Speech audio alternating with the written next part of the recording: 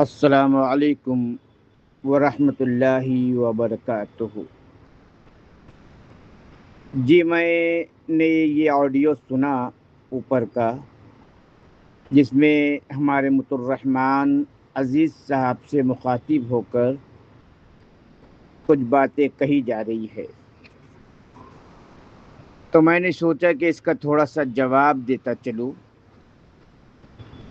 سب سے پہلی بات تو یہ ہے کہ لوگ جو بدگمانی کا شکار ہے ان سے میں یہ کہہ دوں اپنے تعلق سے کہ میرا بھی تقریباً 17 لاکھ روپیہ لگا ہوا ہے اور مجھے 1 روپیہ بھی ابھی تک ملا نہیں ہے، لیکن چونکہ نفع اور نقصان دونوں میں آدمی کو شریک ہونا چاہیے، ایک مسلمان کو شریک رہنا چاہیے، اسی بنا پر میں نے کوئی کیس نہیں کیا۔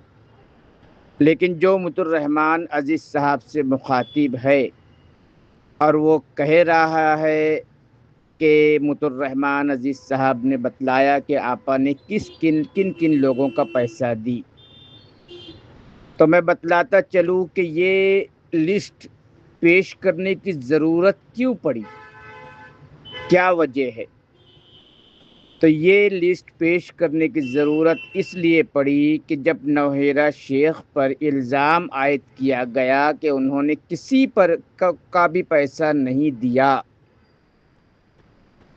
کسی کا بھی پیسہ نہیں دیا، تو چونکہ نوہیرہ شیخ کا دفاع کرنے کے لیے مطرحمان عزیز صاحب نے ایک لسٹ تیار کی اور وہ لوگوں کے سامنے پیش کی،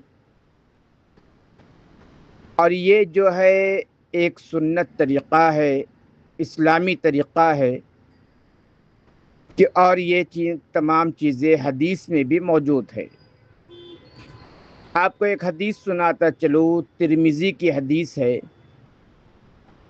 جس میں ابو درداء رضی اللہ تعالی عنہ سے روایت ہے کہ آپ صلی اللہ علیہ وسلم نے فرمایا، جو شخص اپنے بھائی کی عزت سے اس چیز کو دور کرے گا جو اسے عیبدار کرتی ہے، اللہ تعالی قیامت کے دن اس کے چہرے سے جہنم کی آنکھ کو دور کر دے گا۔ تو اس حدیث کے بنا پر مطرحمان عزیز صاحب کا عمل درست ہے، غیر اسلامی عمل نہیں ہے۔ تو اللہ تعالی ہمارے بھائی کو ہدایت عطا فرمائے، آمین یا رب العالمین۔ پھر آگے ان صاحب نے یہ بات بھی کہی کہ آپا نے پیسہ دی، ان کا ہی پیسہ دی، زکوٰۃ فطرہ تو نہیں دی۔ تو میں بتلاتا چلوں کہ کیا آپ کو زکوٰۃ فطرے والا عمل یاد ہے جو آپا نے لوگوں کو دی ہے؟ مجھے یاد ہے معراج ربانی صاحب ایک بہت ہی مشہور اور معروف عالم دین ہے، جب ان کے اوپر مصیبت آئی، پریشانی آئی، ان کو جیل میں ڈالا گیا، ان کا پاسپورٹ ضبط کر لیا گیا، تو اس وقت 20 لاکھ روپیہ نوہیرہ شیخ نے ادا کی تھی معراج ربانی صاحب کو چھڑانے کا۔ تو اگر برائی پر نظر رہتی ہے تو اچھائی پر بھی نظر ہونی چاہیے، ایک طرفہ فیصلہ نہیں ہونا چاہیے۔ تو میرے بھائی، اللہ رب العالمین آپ کو ہدایت عطا فرمائے، بدگمانی سے باز آ جاؤ، کیونکہ بعض بدگمانی گناہ ہے۔ اللہ ہمارے بھائیوں کو ہدایت دے، آمین یا رب العالمین۔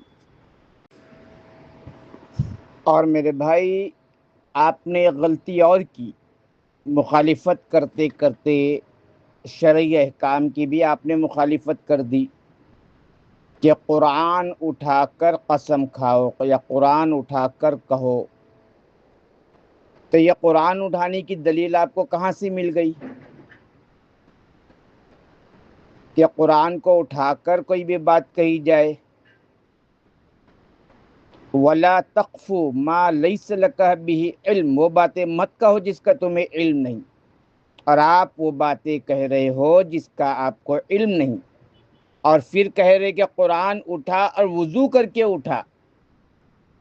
جبکہ قرآن کو اٹھانے کے لیے پاک رہنا شرط ہے، وضو کرنا شرط نہیں ہے، اس لیے کہ کئی دلیلیں موجود ہے۔ صحیح ابن خزیمہ حدیث نمبر 2208 نمبر کی حدیث ہے، حضرت علی رضی اللہ تعالیٰ عنہ ایک دفعہ قضائے حاجت کے لیے گئے اور نکل کر ہاتھ دھویا اور قرآن کی تلاوت کرنے لگے۔ کچھ لوگوں نے اسے ناپسند کیا تو حضرت علی رضی اللہ تعالیٰ عنہ نے فرمایا کہ آپ صلی اللہ علیہ وسلم بیت الخلاء میں داخل ہو کر قضائے حاجت کیا کرتے تھے، اور جب باہر تشریف لاتے تو ہمارے ساتھ روٹی گوشت کھاتے اور قرآن کی تلاوت بھی کرتے تھے۔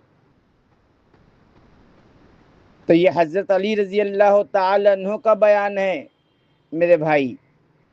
پھر آپ نے کیسے شرط لگا دی کہ قرآن کو اٹھاؤ، اور قرآن کو اٹھاؤ اور جو ہے وضو کر کے اٹھاؤ؟ پہلے میرے بھائی علم حاصل کرو، اس کے بعد فتویٰ بازی کرو۔ بغیر علم کے فتویٰ نہیں دیا جا سکتا۔ اور بھی بے شمار حدیث ہے، چونکہ آڈیو بڑی ہو جائے گی اس لیے میں نے آپ کو مختصر سی بات بتلائی ہے۔ اللہ تعالی ہمارے بھائی کو ہدایت دے، آمین یا رب العالمین۔ اور میرے بھائی پھر آپ نے کہا ہے مت الرحمان عزیز صاحب کو کہ تو اصل باپ کا ہوگا، تو یہاں بھی آپ نے بدگمانی کر دی، اور آپ صلی اللہ علیہ وسلم نے فرمایا کہ بدگمانی سے بچو۔ اللہ تعالیٰ فرماتا ہے کہ بدگمانی گناہ ہے، اور یہ ایک طرح کی گالی بھی ہے۔ آپ صلی اللہ علیہ وسلم فرماتے وَلَا تَسُبَّنَّ أَحَدًا، کہ کوئی کسی کو گالی نہ دے۔ صحابی جو تھے کہنے لگے کہ اس کے بعد میں نے نہ اونٹ کو گالی دی، نہ بکری کو، نہ آزاد کو، نہ غلام کو، اور آپ ایک مسلمان بھائی کو گالی دیتے ہو۔ اللہ سے ڈرو میرے بھائی، تقوی اختیار کرو۔ اللہ تعالی ہدایت دے آپ کو، آمین یا رب العالمین۔